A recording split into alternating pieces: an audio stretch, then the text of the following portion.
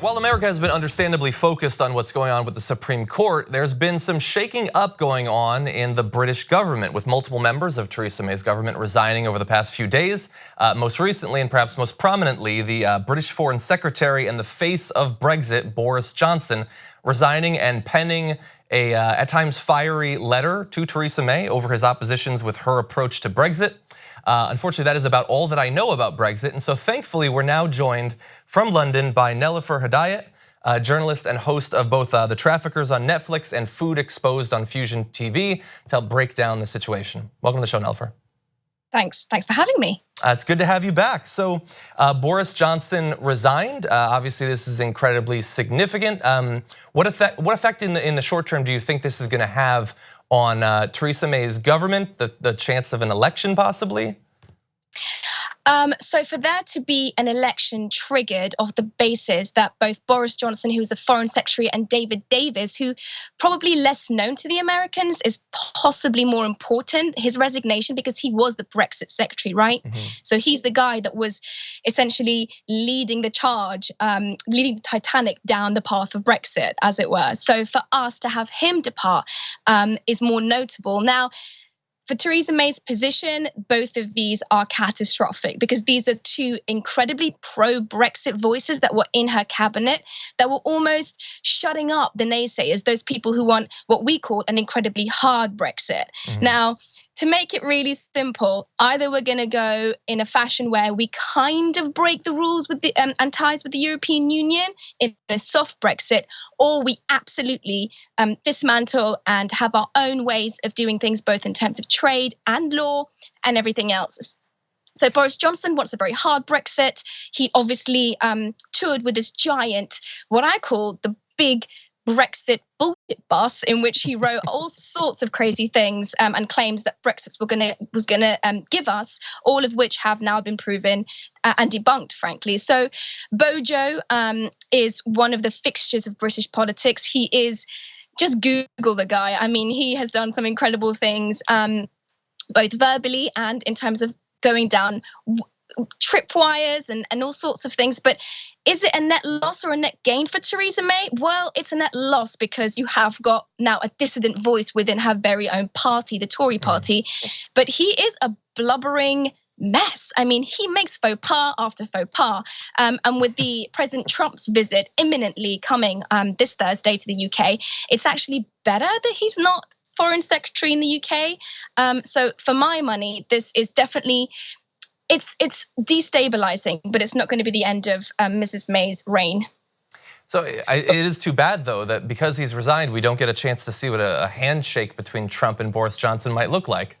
God only knows. It would probably be a fist bump because he's most famous for kind of going around the European Union, different capitals, and trying to fist bump people. And most of our sort of German friends and politicians are just looking at this guy going, who even are you? How are you? How are you foreign secretary, the top diplomat in the country? So I do want to return to the political side of this, but for the people of Britain, when we talk about different versions of a softer or a harder Brexit, what effect will this actually have day to day on the lives of people in Britain, depending on how it turns out, which way they go?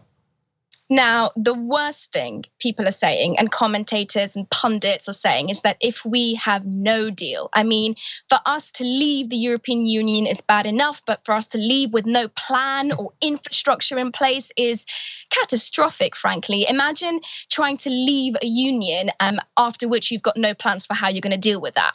Now, Boris Johnson on Friday seemed to be on Theresa May's side. They met at the Prime Minister's country club, Chequers, and they had a big sort of meeting to get everybody on side. And he was on board with what Theresa May was pitching, which was sort of not necessarily a hard out, but definitely not something that would impress the pro-European folk in the UK and in Parliament.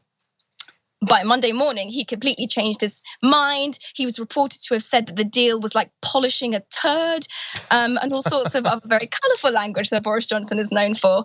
And his resignation with David Davis on Monday has kind of created this cascading effect now, where you've got loads of other sort of more junior ministers, vice chairs of the Tory party all coming together, and there seems to be rumblings. You need at least 48 Tory MPs within the Tory party to challenge and cause a leadership challenge to Theresa May, and that number isn't hard to get. What's harder to get is the votes needed, 150 plus, in favor of somebody else to replace her. So these are tumultuous times for the Prime Minister.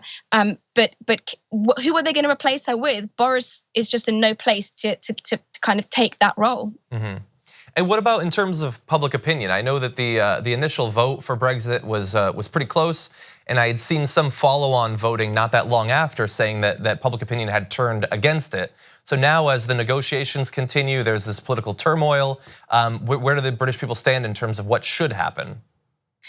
Well, I think there's a lot to be said here, right? First of all, allegations have been made that the pro-Brexit groups actually broke laws, electoral and referendum laws, kind of using money and misplacing money in certain ways. And different groups and factions within that have been held responsible and proven to be inappropriately using funds and monies. So if you bear that in mind, well, then the actual referendum was had on an uneven stage, right? Then is that vote even valid? So a lot of people within the European Commission, a lot of people that are pro-Europe in Britain are saying, well, we need another referendum. That's what we really need to have. Is that likely? I don't think so. I think too much has happened, and we're already on this track. What is most likely going to happen, and this is, as I said, catastrophic, is we're going to walk away from the European Union next year with no deal at all, and that would affect everybody in the UK. Wow. Okay, so I love the idea of a political do-over, but you think at this point a Brexit of some form is going to happen? Absolutely. I think it's the will of the people. By the way, this annoys me and irks me somewhat when people assume that it was actually 52% of the UK that voted to leave. No, it was 52% of those that voted, which translates to about a quarter of the British public. So if you bear that in mind, it isn't a majority, it's just a majority of people who voted. Now when we're having polls by different organizations that are coming out with these stats that say the majority of UK is pro-Remain, little too late, I'm afraid. Even those people, though, in the north of England, places where Brexit and the sentiments to leave Europe were the strongest, they're having second thoughts because it's been 2 years, nothing has happened, a bunch of money has been spent, and we've got nothing to show for it. Yeah. Now imagine if Brexit had only won the Electoral College. Anyway, thank you so much for joining us, Nelufar, and breaking that down. I actually had not known how domestically complex it was, so thank you very much for lending your expertise. No problem at all. Thanks, John. Thank you.